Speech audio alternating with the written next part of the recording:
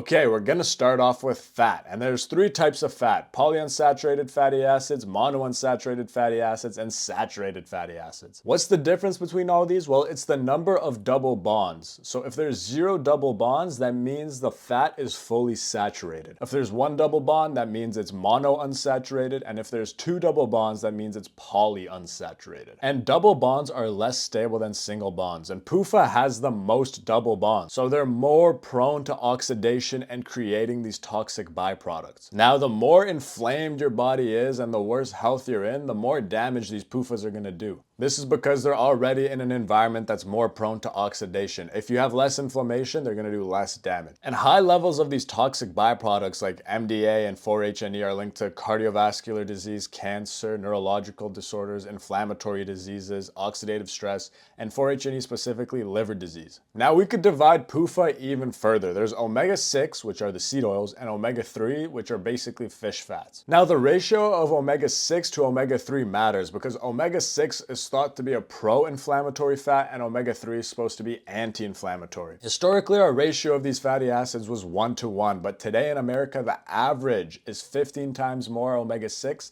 than omega-3. And anything more than 6:1 is going to produce inflammation. And one of the ways omega-6 does this is it makes prostaglandin E2. And prostaglandin E2 can cause your tissue to stiffen and become scar-like. This is called fibrosis. It can cause the release of fat into the bloodstream. This is called lipolysis. And over time, both of these things will lower the organ functions. And then PGE2 also increases the change from androgens into estrogen. So it already exacerbates that estrogen dominance problem. So here's kind of the vicious cycle you get into when you eat seed oils. The first thing is you're consuming the toxic byproducts. And the second thing is that excess creates PGE2. As we talked about, that creates estrogen, lipolysis, and fibrosis. You get fat deposition in the organs, and this leads to poor organ function, eventually leading to weight gain. And weight gain leads again into that estrogen, lipolysis, and fibrosis. So this is a vicious cycle you want to cut out at the seed oil. And when you look at PUFAs in nature, they're always paired with vitamin E. This is because PUFAs are super easily oxidized, and vitamin E is an antioxidant. And if you look at the processing of seed oils, you see that it's heated twice, and heat actually destroys the vitamin E, and it creates those toxic byproducts. They also use a petroleum-based hexane, and then by the end of the process, it smells so bad they need to deodorize it using chemicals, and then they also change the color using chemicals. So we do not like these pro-inflammatory omega-6 oils. But what about omega-3s? The main omega-3 you want to worry about is DHA. It has a lot of functions in the body, but one of the main things is if you're exposed to blue light all the time, it's going to destroy your photoreceptors and you're going to need DHA to rebuild them. But you're never going to supplement fish oils. One, because most fish oils are already rancid. Why would you ever take fish oil over eating the whole fish?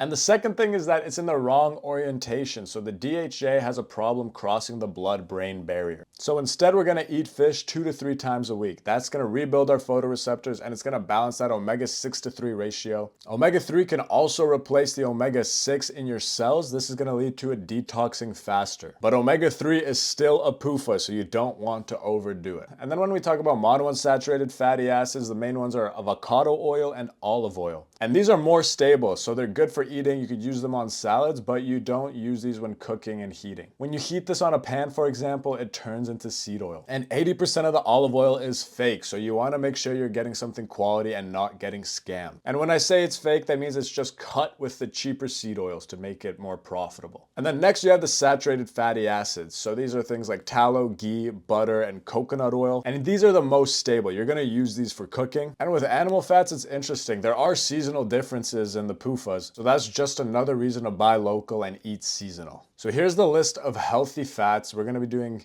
tallow, ghee, olive oil, coconut milk, butter, avocado, and avocado oil. I'm going to leave this list in the resources at the end of this module.